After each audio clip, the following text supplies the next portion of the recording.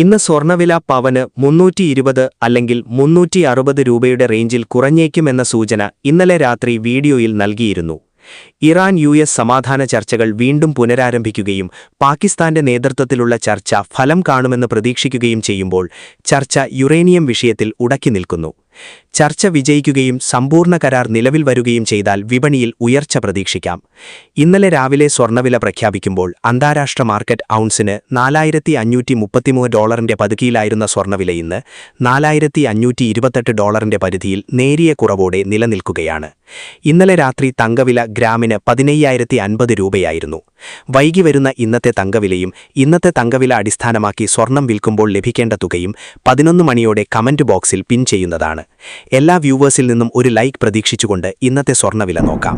ഇന്ന് പവന് 320 രൂപ കുറഞ്ഞു. ഇന്ന് 22/5/2026 പവന് 1,16,960, ഗ്രാമിന് 14,620.